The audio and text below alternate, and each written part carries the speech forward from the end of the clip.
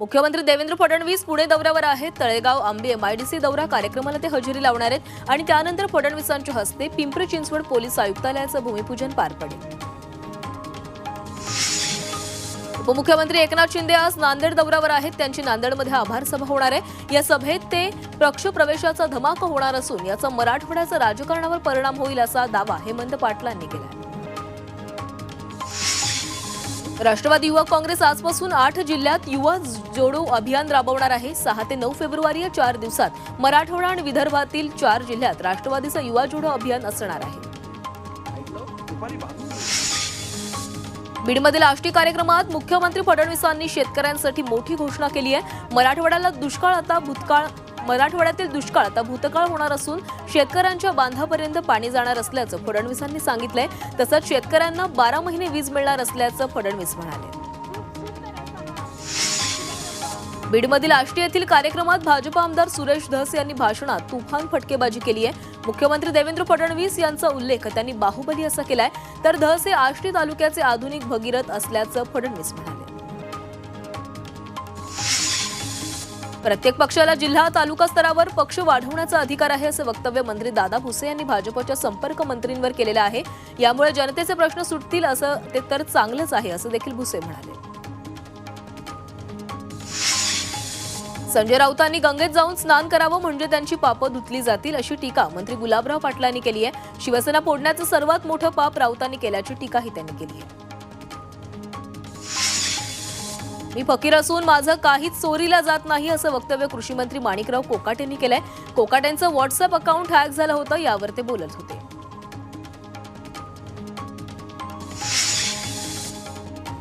राष्ट्रवादी पक्षाला राष्ट्रीय पक्षाचा दर्जा पुन्हा मिळावा यासाठी उत्तरेतील अनेक राज्यात आम्ही निवडणूक लढवत आहोत असं वक्तव्य राष्ट्रवादीचे नेते आनंद परांजपे यांनी केलंय। तर दिल्ली निवडणुकीत राष्ट्रवादीला चांगली मतं मिळतील असा विश्वासही त्यांनी व्यक्त केलाय। शरद पवारांनी दिल्लीमध्ये उपराष्ट्रपती जगदीप धनखड यांची भेट घेतलेली आहे। सदिच्छा भेट घेतल्याची माहिती आहे। मंत्रालयात प्रवेशासाठी चेहरा पडताळणीची नवीन व्यवस्था करण्यात आली आहे। मात्र याचा सर्वसामान्य जनतेला फटका बसतोय, त्यामुळे ही व्यवस्था बंद करण्यात यावी अशी मागणी विरोधी पक्षनेते विजय वडेट्टीवार यांनी केली आहे।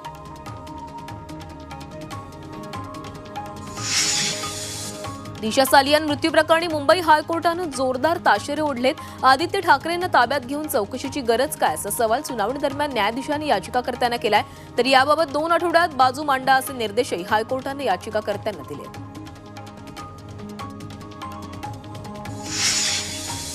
आमदार रोहित पाटील यांनी सांगलीच्या कुचीमध्ये जिल्हा परिषद शाळेला भेट दिली आहे। विद्यार्थ्यांना मध्यान्ह भोजनात दिलं जाणारं जेवण खाऊन त्यांनी जेवणाची गुणवत्ता तपासली आहे। तसंच रोहित पाटलांनी विद्यार्थ्यांशी संवाद देखील साधलाय।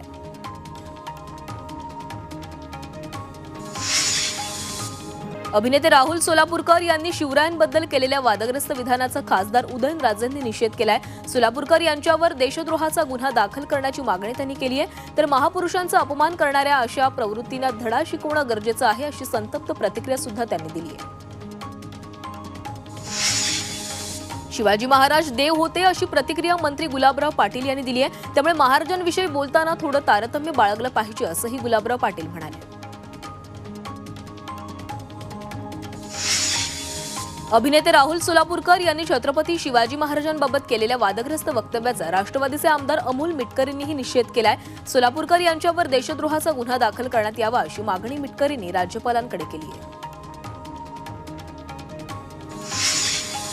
संतोष देशमुखांच्या हत्येची घटना खपवून घेतली जाणार नाही, आरोपी कोणीही असो कारवाई होणारच असा सूचक इशारा मुख्यमंत्री देवेंद्र फडणवीसांनी दिलाय। तर बीडकरांनी एकत्र राहण्याची विनंती फडणवीसांनी केली आहे। 15 आणि 16 डिसेंबरला वाल्मिक कराड आणि विष्णू साठे हे दिंडोरीतील आश्रमात मुक्कामाला होते असा दावा सामाजिक कार्यकर्त्या तृप्ती देसाई यांनी केलाय।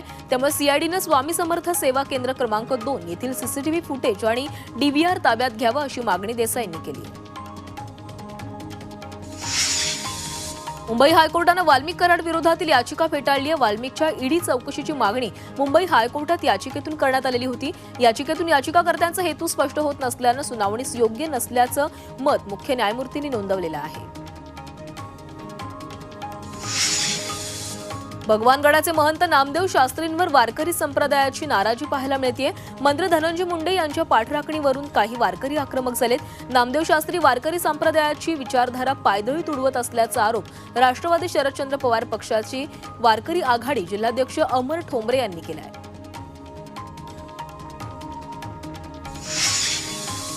मुंबईहून गोवा अवघ्या 6 तासात गाठता येणार आहे। लवकरच एक नवा हायवे सुरू होतोय। मुंबई गोवा हायवेच्या रुंदीकरणाची कामं वेगाने सुरू आहेत। या 466 किलोमीटर लांबीच्या महामार्गाचं बांधकाम पुढील 5 महिन्यात पूर्ण होण्याची अपेक्षा आहे आणि यानंतर प्रवासाचा वेळ 12 तासांवरून फक्त 6 तासांइतका कमी होणार आहे। ठाण्याच्या कळवा, मुंब्रा आणि दिवा परिसरात उद्या पाणी पुरवठा बंद असणार आहे। एमआयडीसीच्या जलवाहिनीवर तातडीची दुरुस्तीचं काम होणार असल्यानं पाणी पुरवठा बंद ठेवण्यात येईल। त्यामुळे महापालिका प्रशासनानं पाणी जपून वापरण्याचं आवाहन नागरिकांना केलंय। जमिनीचा औद्योगिक वापर करण्यासाठी लागणारी एनए परवानगी आवश्यक असणार आहे। त्यासाठी जमीन महसूल संहितेत बदल करण्यात आलाय। ईज ऑफ डुईंग बिझनेस या उपक्रमाचा भाग म्हणून हा निर्णय घेण्यात आला, अशी माहिती महसूल मंत्री चंद्रशेखर बावनकुळे यांनी दिली आहे। सोन्याचे भाव कडाडलेत। सोन्याचे भाव 87,000 गेलेले आहेत। मुंबईत सोन्याचा दर हा 87,550 रुपयांवर गेलाय। चीन आणि अमेरिका यांच्यातील व्यापार युद्ध तसंच बाजारातील अनिश्चिततेमुळे गुंतवणूकदारांनी सोने चांदीत मोठ्या प्रमाणावर गुंतवणूक केली आहे। त्यामुळे सोने आणि चांदीचे दर वाढताना दिसत आहेत।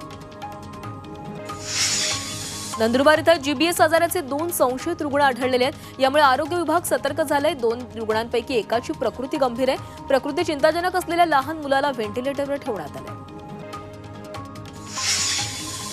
नागपूर शहरातही बर्ड फ्लूची लागण झालेली आहे। ताजबाग परिसरात एका व्यक्तीच्या घरातील 3 कोंबड्यांचा मृत्यू झालाय।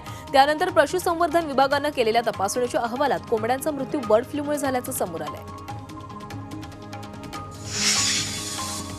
विरार अलिबाग कॉरिडॉर बाधित शेतकरी संघर्ष समितीची बैठक अलिबाग इथल्या जिल्हाधिकारी कार्यालयात आयोजित करण्यात आली होती। मात्र जिल्हा प्रशासनातील अधिकाऱ्यांकडून समाधानकारक उत्तर न मिळाल्यानं शेतकऱ्यांची निराशा झालेली आहे। मागण्या मान्य न झाल्यास आंदोलनाचा इशारा शेतकऱ्यांनी दिलाय। श्री मंगल बाबांचा पालखी सोहळा मलंग बाबांचा पालखी सोहळा मोठ्या उत्साहात साजरा होणार आहे। यावर्षी उपमुख्यमंत्री एकनाथ शिंदे समाधीस्थळी आरती करणार आहेत। 12 फेब्रुवारीला शिवसेना, बजरंग दल आणि विश्व हिंदू परिषदेचे कार्यकर्ते एकत्र जमून पालखी सोहळ्यासाठी श्री मलंग गडावर जाणार आहेत। येवला तालुका खरेदी विक्री संघाच्या चेअरमनपदी विजयी कोटमे यांची निवड झालेली आहे। संघाचे विद्यमान चेअरमन संजय सालमोठे यांची राजीनामा दिल्यानं सदर पद हे रिक्त झालेलं होतं। यावेळी संचालक मंडळ तथा व्यवस्थापक बाबा जाधव उपस्थित होते। सातारामध्ये ग्रामस्थांनी प्राथमिक आरोग्य केंद्रातील विविध समस्यांप्रकरणी आंदोलन केले। या आरोग्य केंद्रात पुरेशी सोयीसुविधा नसल्याचा आरोप करत संतप्त नागरिकांनी आक्रोश मोर्चा काढला। अमरावती विद्यापीठाच्या प्रवेशद्वारावर नेट सेट पीएचडी संघटनेनं 1 दिवसीय धरणे आंदोलन केलं। महाविद्यालयामध्ये पूर्णवेळ प्राध्यापक भरती घ्या, यूजीसी रेग्युलेशन ड्रॉप 2025 बंद करा यासह विविध मागण्यांसाठी डफली वाजवत हे आंदोलन करण्यात आलं। बदलापुरातून जाणाऱ्या बडोदा जेएनपीटी महामार्गाच्या भूसंपादनात जागा मालक असलेल्या आदिवासींची आर्थिक फसवणूक झाल्याचा प्रकार समोर आलाय। भूसंपादनात 10 आदिवासी जागा मालकांच्या बँक खात्यात आलेले 74,50,000 रुपये या आरोपींनी परस्पर स्वतःच्या आणि निकटवर्तीयांच्या खात्यात वळवल्याचा त्यांच्यावर आरोप आहे। अवैध रेती उत्खननावर नांदेड पोलिसांनी मोठी कारवाई केली आहे। या कारवाईमध्ये 17 इंजिन, 10 बोट, 30 तराफ्यांसह एक जेसीबी असा एकूण 2 कोटी रुपयांचा मुद्देमाल जप्त करण्यात आलाय। या प्रकरणी पोलीस ठाण्यात गुन्हा दाखल करण्यात आलेला आहे। जळगावच्या पारोळ्यात महामार्गावर गॅस टँकरचा अपघात झालाय। या अपघातात टँकर चालक जखमी असून त्याच्यावर रुग्णालयामध्ये उपचार सुरू आहेत। मुंबई गोवा महामार्गावर कार उलटल्यानं अपघात झाला। या अपघातात 6 प्रवासी जखमी झालेत। जखमींमध्ये 2 लहान मुलांचा समावेश आहे। चालकाचं गाडीवरील नियंत्रण सुटल्यानं हा अपघात झाला असून कारचं मोठ्या प्रमाणात नुकसान झालंय। भारत इंग्लंड सामन्याच्या तिकिटांची ब्लॅक मार्केटिंग करणाऱ्या 2 आरोपींना पोलिसांनी रंगेहात अटक केली आहे। दोघेही आरोपी विदर्भ क्रिकेट असोसिएशनचे कर्मचारी आहेत असं भासवून मूळ किमतीच्या तिप्पट चौपट दरानं मॅचचे तिकीट ब्लॅकमध्ये विकत होते। 800 रुपयांचं तिकीट हे 4,000 रुपयांमध्ये विकलं जात होतं। वाशिम शहर पोलीस ठाण्यात सहाय्यक पोलीस निरीक्षक योगिता भारद्वाज यांच्या विरोधात गुन्हा दाखल करण्यात आलाय। 2019 मध्ये आरोपीकडून जप्त केलेल्या साहित्यात अफरातफर केल्याचा त्यांच्यावर आरोप आहे। संभाजीनगरमध्ये नामांकित बिल्डरच्या 7 वर्षाच्या मुलाची सुखरूप सुटका करण्यात आली आहे। 2 कोटींच्या खंडणीसाठी बिल्डरच्या मुलाचं अपहरण करण्यात आलं होतं। या प्रकरणी आरोपींना पोलिसांनी बेड्या ठोकल्या असून पुढील कारवाई सुरू आहे।